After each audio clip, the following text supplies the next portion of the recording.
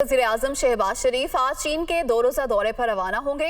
वज़ीर-ए-आज़म का कहना है कि कम्युनिस्ट पार्टी की नेशनल कांग्रेस के तारीखी इजलास के बाद चीन का दौरा उनके लिए एजाज़ है। वज़ीर-ए-आज़म शहबाज शरीफ का दौरे के हवाले से मज़ीद कहना है कि CPC के 20वें कौमी कांग्रेस इजलास के बाद मदऊ किए जाने वाले चंद रहनुमाओं में शामिल होना एजाज़ है।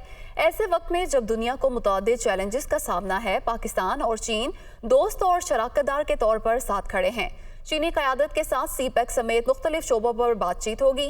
CPEC का दूसरा मरहला समाजी और इक़्तिसादी तरक्की के नए दौर के आगाज़ की नवीद है।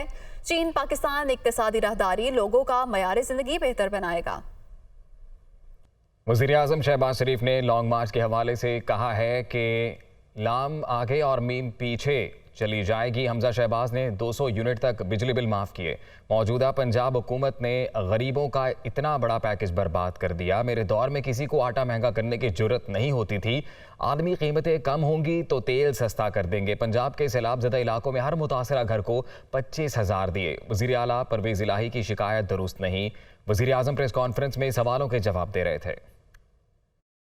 लाम आगे आ जाएगी और मीम पीछे चली जाएगी। हमजा शहबाज शरीफ ने 200 यूनिट तक जो बिजली के जो कंज्यूमर्स थे उनके ऊपर बिजली का बिल माफ कर दिया था। 100 अरब रखे थे उसके 100 अरब रुपए। आप पूछे पंजाब हुकूमत को, वो गरीब आवाम का इतना बड़ा पैकेज था, उसको क्यों आपने बर्बाद कर दिया? हम पंजाब में थे, अल्लाह ताला के फजल करम से मजाल कोई कुसक जाता था, कोई एक धेला भी कोई आटे की कीमत बढ़ाने की कोशिश करता था, तो आपको पता है कि फिर पंजाब हुकूमत और कानून हरकत में आता था। मेरी जिम्मेदारी है बतौर वज़ीर-ए-आज़म के उनको इस हवाले से सेंसिटाइज कर रहा हूँ कि खुदारा आप अपने प्रोविंशियल प्राइस कंट्रोल कमेटीज़ को आप एक्टिव बनाएं, उनसे काम लें और ये कीमतें जो बेजा जहाँ पर बढ़ाई जा रही हैं उनको कम करिए। इम्पोर्टेड इन्फ्लेशन जो है वो उसके ऊपर मेरा और आपका इख्तियार नहीं है। मैं रोज़ देखता हूँ कि तेल गैस की कीमतें क्या हैं और दुआ करता हूँ अल्लाह ताला से ये नीचे आएँ। पंजाब के वज़ीर ने शिकायत की है। Record and facts speak for themselves. NDA में वो रिकॉर्ड उठा के देख लें, हर मुतासरा घर को 25,000 रुपये मिला और फूड पैकेजेस गए। वफाक पाकिस्तान का है, सूबे पाकिस्तान के हैं। उम्मीद है कि वो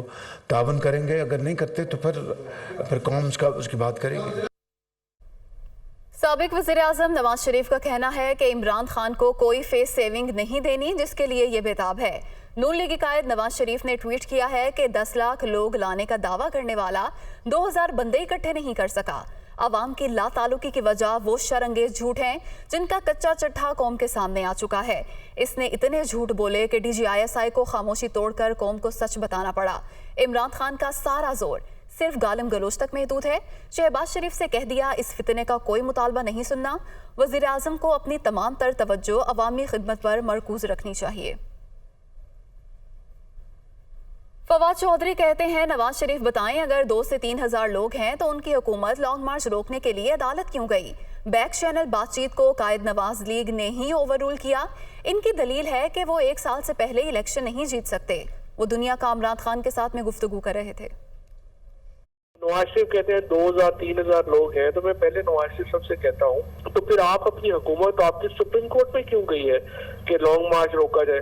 पूरे पाकिस्तान से आपने सिक्योरिटी इस्लामाबाद में क्यों लगवा ली है? फिर तो उन्हें फिक्र ही नहीं होनी चाहिए। पहले भी जो हमारी बैक चैनल चल रही थी और एस्टेब्लिशमेंट तो पाकिस्तान में इलेक्शन करवाना चाहती थी, लेकिन नवाज शरीफ ने ही उसको ओवर रूल किया। जो आर्ग्यूमेंट उनका है वो ये है कि चूंकि हम इलेक्शन जीत नहीं सकते इसलिए हम इलेक्शन क्यों करवाएं।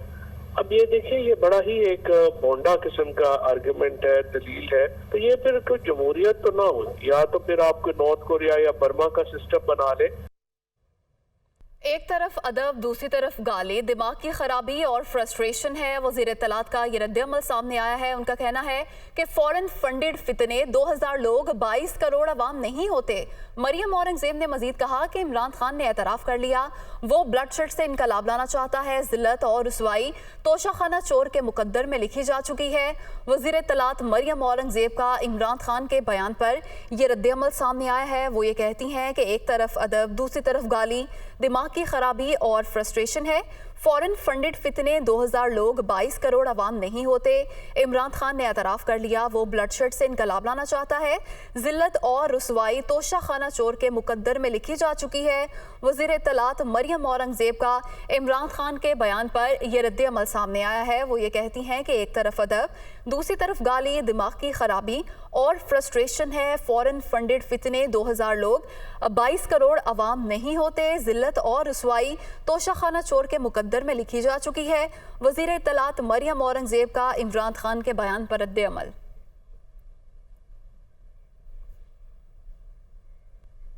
इंसाफ के लॉन्ग मार्च का दौरानिया मजीद बढ़ने का इम्कान है, जबकि आज गुजरांवाला में लॉन्ग मार्च की वजह से तालीमी इदारे बंद कर दिए गए हैं। इस्तकबालिया इज्तिमात की वजह से लॉन्ग मार्च का 4 नवंबर को इस्लामाबाद पहुंचना मुमकिन नहीं। PTI ज़राए का ये कहना है कारकुनों को नई तारीख से मुतल्लिक जल्द आगाह कर दिया जाएगा। अवाम इस्लामाबाद जाने के लिए तैयार रहें। लॉन्ग मार्च की वजह से गुजरांवाला में GT रोड पर 13 बड़े तालीमी इदारे आज बंद हैं। तलबा की हिफाजत के लिए महकमा तालीम ने नोटिफिकेशन जारी कर दिया है। दूसरी तरफ इमरान खान के लॉन्ग मार्च के लिए इस्लामाबाद के मुख्तलिफ इलाकों में इस्तकबालिया कैंप लगा दिए गए हैं। KP और गिलगित बल्तिस्तान के काफिलों के लिए 20-17 के करीब टेंट विलेज कायम कर दिया गया है।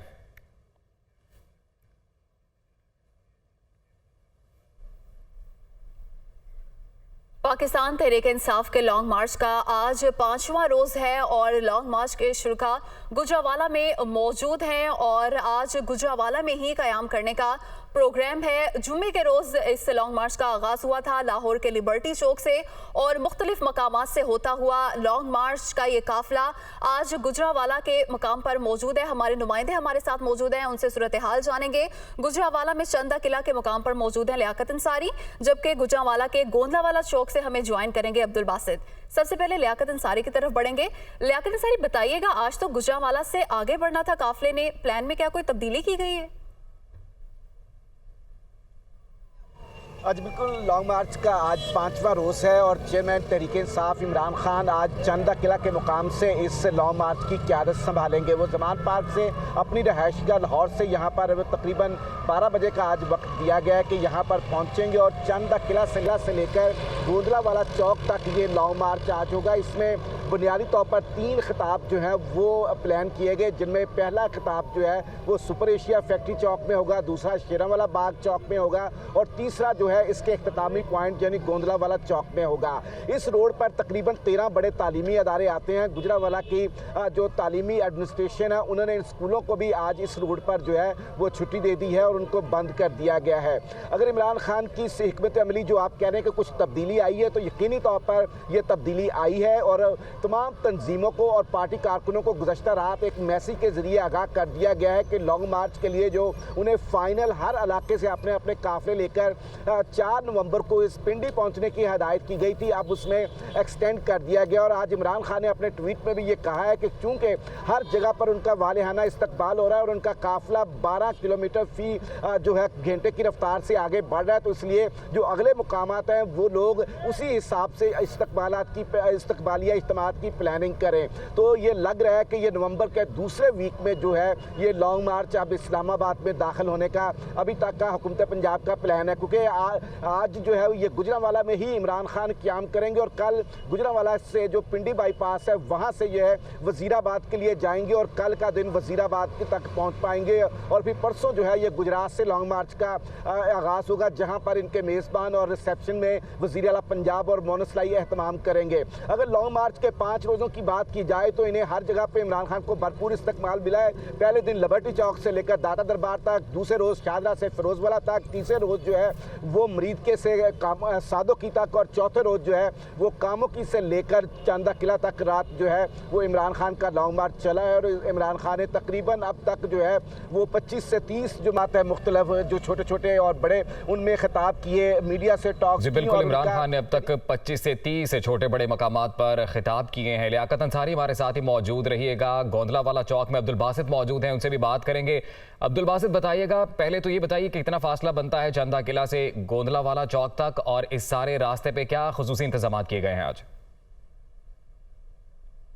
जी बिल्कुल, आज जो है वो पाकिस्तान तहरीक इंसाफ की जानिब से शुरू किए गए हकीकी आज़ादी मार्च का 5वां रोज़ है। आज का जो लॉन्ग मार्च का आगाज़ चंदा किला से होगा और जो अपने जो रास्तों से होता हुआ यहाँ पे गोंदरावाला चौक में पहुँचेगा। अगर इसके दरमियानी फासले की बात की जाए तो तकरीबन ये 10 से 12 किलोमीटर का ये फासला है जो आज ये काफ़िला तय करेगा। इसके दरमियान में भी जो है मुख्तलिफ मकामात पर जो पाकिस्तान तहरीक इंसाफ की जानिब से जो इस्तकबालिया कैंप्स लगाए गए हैं, जहाँ कारकुनान की जानिब से कल से ही जो है वो तैयारियों का सिलसिला शुरू कर दिया गया था। वहाँ पे फ्लैक्सीज और बैनर्स भी आवेज़ा कर दिए गए हैं, पार्टी परचम लगा दिए गए हैं, साउंड सिस्टम जो हैं वो नस्ब कर दिए गए हैं। यहाँ पे ये बात देखने में आ रही है कि पाकिस्तान तहरीक इंसाफ के साथ साथ यहाँ पे पाकिस्तान मुस्लिम लीग काफ के भी जो है वो कारकुनान जो तैयारियों में और इस्तकबाल में जो है वो मसरूफ़ दिखाई देते हैं। यहाँ पे आज सुबह सवेर से ही पाकिस्तान मुस्लिम लीग काफ के कुछ कारकुनान रैलियों की सूरत में यहाँ पे पहुँचे गोंदरावाला चौक में, और उनकी जानिब से भी यही कहा जा रहा है कि वो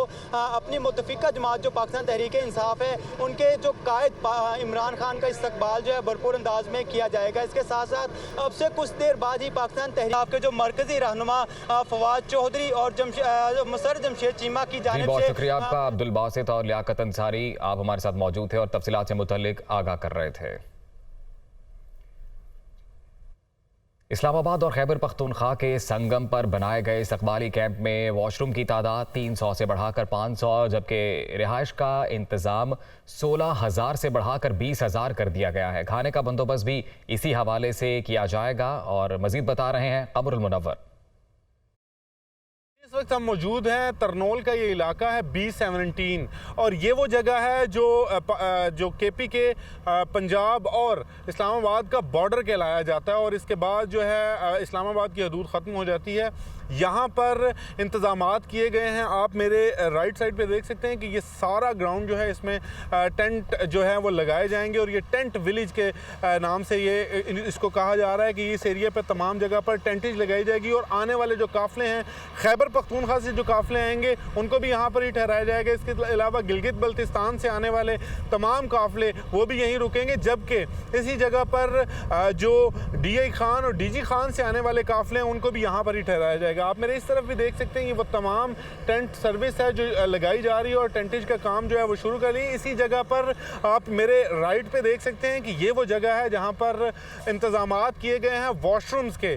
बताया गया है कि 500 वॉशरूम जो हैं वो एट अ टाइम यहाँ पर बनाए गए हैं, और ये आर्जी वॉशरूम जो हैं इसका काम जो है कल तक मुकम्मल कर लिया जाएगा। और जब लॉन्ग मार्च के काफ़िले पहुँचना शुरू होंगे तो वो यहाँ पर ही उनको ठहराया जाएगा। इसके अलावा जो इंतज़ामिया के लोग हैं उनकी जानिब से ये कहा गया कि जो काफ़िले आएंगे उनके खाने पीने का बंदोबस्त भी यहाँ पर ही किया जाएगा, और इसके अलावा उनके सोने और उनके रिहाइश का बंदोबस्त जो है वो भी इसी ग्राउंड में किया जाएगा।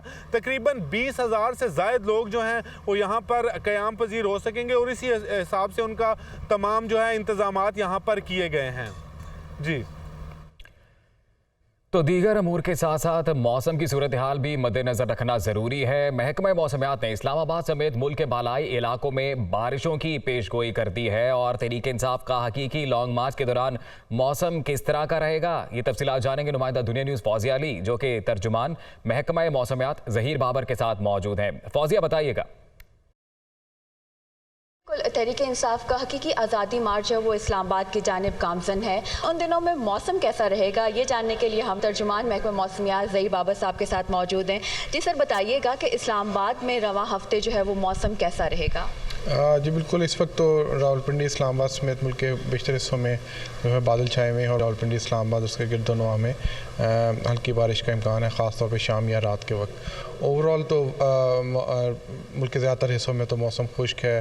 रात के वक्त जो है वो खुनकी जो है बढ़ जाने का इम्कान है, लेकिन पोठवार रीजन में और उसके साथ साथ रावलपिंडी इस्लामाबाद और उसके गिरदोनवा में वीकेंड के दौरान जो है वो बारिश का गरज चमक के साथ बारिश की तवक्को है। ज़्यादातर मतलब आलूद रहने की तवक्को है, और ख़ास तौर पे शाम या रात को 5 या 6 तारीख को बारिश की भी तवक्को है। ख़ास तौर पे जो रात के दर्जा हरारत है उनमें जो है वो आने वाले दिनों में जो है वो कमी वाक़ होने का इम्कान है। जी बिल्कुल, तर्जुमान महकमा मौसमियात के मुताबिक वीकेंड यानी कि 5 और 6 तारीख को इस्लामाबाद में बारिश के इम्कानात हैं, जिसके बायस दर्जा हरारत में कमी होगी और सर्दी में भी इजाफा हो सकता है। जी। आगे बढ़ेंगे। चीफ जस्टिस पाकिस्तान की सरबराही में जुडिशल कमीशन का इजलास आज होगा। इस्लामाबाद हाई कोर्ट के चीफ जस्टिस के लिए जस्टिस आमिर फारूक के नाम पर गौर होगा। इस्लामाबाद हाई कोर्ट के चीफ जस्टिस अतहर मिनुल्लाह की बतौर जज सुप्रीम कोर्ट सिफारिश की जा चुकी। जस्टिस आमिर फारूक इस वक्त इस्लामाबाद हाई कोर्ट के सीनियर तरीन जज हैं। चीफ जस्टिस पाकिस्तान की सरबराही में जुडिशल कमीशन का इजलास आज होगा। इस्लामाबाद हाई कोर्ट के चीफ जस्टिस के लिए जस्टिस आमिर फारूक के नाम पर गौर होगा। इस्लामाबाद हाई कोर्ट के चीफ जस्टिस अतहर मिनुल्लाह की बतौर जज सुप्रीम कोर्ट सिफारिश की जा चुकी। जस्टिस आमिर फारूक इस वक्त इस्लामाबाद हाई कोर्ट के सीनियर तरीन जज हैं और उनके नाम पर आज गौर किया जाएगा। रावलपिंडी में पीटीआई रहनुमा असद उमर न्यूज कॉन्फ्रेंस कर रहे हैं। पंजाब के ना, पंजाब के वोट लेके आप जीतते रहे, बाकी सूबों को तो वैसे ही आपने कभी लिफ्ट नहीं कराई। पंजाब के वोट पे आते थे, आए जरा निकले, मैं आपको पंजाब में लेके जाता हूँ आवाम के अंदर। जरा बैठे ना औरतों के सामने, पुलिस प्रोटोकॉल नहीं, राना सनाउल्लाह की धमकियों के पीछे छुप कर नहीं, रेंजर्स के पीछे छुप कर नहीं, आए जरा आवाम के अंदर निकले, आपको लग पता चाहेगा कि आवाम समझती क्या है कि आपने कितनी खिदमत की और मईशत कितनी ठीक करने की कोशिश की है। पाकिस्तान की तारीख की बदतरीन महंगाई की है आपने, एक आम पाकिस्तानी की का जिंदा रहना मुश्किल कर दिया है। आप ये जो इश्तहार चला चला के लोगों को बेवकूफ़ बनाते थे ना, लोग अब बेवकूफ़ बनने को तैयार नहीं है। जितना मर्जी आप इलेक्ट्रॉनिक मीडिया कंट्रोल कर लें, जितना मर्जी प्रिंट मीडिया कंट्रोल कर लें, आज सोशल मीडिया ने पाकिस्तान के अवाम को आज़ाद कर दिया है। आपका झूठ बिकने नहीं वाला। लेकिन मियाँ शहबाज शरीफ, मैं आपको याद दिलाता रहूँगा, मेरा चैलेंज याद रखना, आए जरा आवाम के अंदर खड़े होकर दिखाएं, लग पता जाएगा कौम किधर खड़ी हुई है। अब आखिर में मैं ये ज़रूर कहूँगा कि बड़ी इसके ऊपर भी बात होती रही जी, आप किससे बोल रहे हैं, आपको इलेक्शन किससे चाहिए। देखें, ये पाकिस्तान में है, कागज़ पे तो जमहूरी निज़ाम है, बड़े अरसे से, कम से कम 1973 के आइन जब से बना है उस वक़्त तो एक जमहूरी निज़ाम है। और जमहूरी निज़ाम के अंदर ये काम, ये फ़ैसले करने सियासतदानों के काम होते हैं। लेकिन इस हकीकत को कोई झुटला नहीं सकता कि पाकिस्तान के अंदर रियासती इदारों का बड़ा किरदार रहा है। पाकिस्तान की सियासत के अंदर, बड़े फैसलों के अंदर पाकिस्तान की इस्टेब्लिशमेंट का भी किरदार रहा है और वक्तन फ़वक्तन पाकिस्तान की अदलिया का भी किरदार रहा है। मैं आपको याद दिलाता हूँ कि जिस वक्त 2017 के अंदर जिस दिन बुरहान के ऊपर रोका गया, वज़ीर आला खैबर पख्तूनख्वा परवेज़ खटक साहब, उनके ऊपर शेलिंग की गई, तो अगले दिन सुबह सुप्रीम कोर्ट ने हमें बुलाया, मैं और शाह महमूद कुरैशी साहब गए थे और उन्होंने हमें कहा कि आप सड़कों पर क्यों हैं, आप आए ना, हम आपको इंसाफ दिलाते हैं। तो सुप्रीम कोर्ट से तो सबसे पहली अर्ज़ ये है कि ये जो इंसानी हकूक़ की धज्जियाँ उड़ाई जा रही हैं, जिस तरीके से सहाफ़त पर कदगन लगाई जा रही है, जिस तरीके से सहाफ़ियों को खौफजदा किया जा रहा है, वो मुल्क छोड़कर भागने पर मजबूर हो रहे हैं, जिस तरीके से 75 साला सेनेटर भी तशद्दुद से बच नहीं सक रहा है, आप इसके ऊपर तो अपना एक्शन लेना। ये तो आपके पास इख्तियारात हैं, ये तो आइन में आपकी जिम्मेदारी है, ये जिम्मेदारी तो पूरी करें। और इसी तरीके से इस्टेब्लिशमेंट भी पता है उनको, ये मैं उनको कोई नई चीज़ नहीं बता रहा कि पाकिस्तान की फ़ौज बड़ी ज़बरदस्त, दलेर, बहादुरी वाली फ़ौज है, बेतहाशा कुर्बानियों से भरी हुई है। ये ख्वाजा आसिफ डिफेंस मिनिस्टर। आपको बताएं कि हुकूमत ने पेट्रोलियम मसनूआत की कीमतें आइंदा 15 रोज़ के लिए बरकरार रखने का ऐलान किया है। वज़ीर ख़जाना इसहाक डार का कहना है कि टैक्स रिटर्न जमा कराने की मुद्दत 30 नवंबर तक बढ़ा दी। आज से $1 लाख तक LCs क्लियर करेंगे। वो न्यूज़ कॉन्फ्रेंस कर रहे थे। मसनूआत चारों प्रोडक्ट्स, डीजल, पेट्रोल, मिट्टी का तेल और लाइट डीजल ऑयल, चारों की कीमतें बरकरार रहेंगी। अगले 15 दिन वही कीमतें रहेंगी जो पिछले 15 दिन में थी, इसमें कोई रद्दोबदल नहीं की जा रही। 30 नवंबर तक तौसीह की जा रही है टैक्स रिटर्न फाइल करने की मुद्दत में। जो LCs रुकी हुई हैं, जिनकी पेमेंट्स रुकी हुई हैं, जो $50,000 तक की LCs को रिलीज़ किया था, जिससे करीबन 8,000 में से 4,400 केसेस जो है वो क्लियर हो गए थे। अब हम इस अमाउंट को बढ़ा के $1 लाख तक कि तमाम LCs को स्टेट बैंक जो है क्लियर करना शुरू कर देगा। और अब आपको बताएं कि हुकूमत ने पेट्रोलियम मसनूआत की कीमतें बरकरार रखने का फैसला किया है और इस फैसले के बाद पेट्रोल पर लेवी 50 रुपये फ़ी लीटर होगी। वफाकी हुकूमत ने IMF का एक और मुतालबा पूरा कर दिया है। IMF ने पेट्रोल पर लेवी 50 रुपए फी लीटर करने का मुतालबा किया था। हुकूमत ने पेट्रोलियम लेवी में 2 रुपए 24 पैसे फी लीटर इजाफा किया, जिसके बाद लेवी बढ़कर 50 रुपए फी लीटर तक पहुंच गई है। ज़राए के मुताबिक पेट्रोलियम लेवी में इजाफा ना होता तो पेट्रोल की कीमत में 2 रुपए 24 पैसे फी लीटर कमी हो सकती थी। ताहम अवाम को रिलीफ देने के बजाय लेवी बढ़ा दी गई। पाकिस्तान ब्रॉडकास्टर्स एसोसिएशन की जनरल बॉडी का सालाना इजलास कराची में हुआ, जिसमें बोर्ड के अहदेदारों और नए डायरेक्टर्स का इंतखाब अमल में लाया गया। शकील मसूद हुसैन PBA के चेयरमैन और दुनिया मीडिया ग्रुप के chairman Mian Amir Mahmood secretary general मुंतखब हो गए। Mir Ibrahim Rahman senior vice chairman, Ahmad Zuberi vice chairman, Mohammad Akhtar Qazi joint secretary और गुलाम नबी मुराई फाइनेंस सेक्रेटरी बन गए। जनरल बॉडी ने TV के 3 नए बोर्ड ऑफ डायरेक्टर्स का इंतखाब किया, जिनमें मोहसिन रजा नकवी, गुलाम नबी मुराई, चौधरी अब्दुर्रहमान शामिल, शाहिद जमाल, मिर्जा मोहम्मद नईम, मिसेस NS लखानी, सारा ताहिर खान और शेर असफंदियार खान मुत्तफिका तौर पर रेडियो के डायरेक्टर मुंतखब हो गए। मौसम की दुनिया में आज बात करेंगे कि मुल्क भर में मौसम की क्या सूरत हाल रहने वाली है और महकमा मौसमियात की जानिब से तमाम शहरों से मुतल्लिक क्या पेशन गोइयाँ की गई हैं। ये तमाम तर तफसीलात आपके साथ शेयर करेंगे। तो आज सबसे पहले बात करेंगे शहर इक़्तिदार इस्लामाबाद की कि इस्लामाबाद में मौसम की क्या सूरत हाल है। तो इस्लामाबाद में आज ज़्यादा से ज़्यादा दर्जा हरारत 27 डिग्री सेंटीग्रेड रहने का इम्कान है। इस्लामाबाद के बाद बात करेंगे सूबाई दारुल हुकूमत लाहौर की। लाहौर में ज़्यादा से ज़्यादा दर्जा हरारत 29 डिग्री सेंटीग्रेड रहने का इम्कान है। लाहौर के बाद हम रुख करेंगे शहर कायद कराची का। कराची में हमेशा की तरह मौसम गर्म है और ज़्यादा से ज़्यादा दर्जा हरारत 32 डिग्री सेंटीग्रेड रहने का इम्कान जाहिर किया जा रहा है।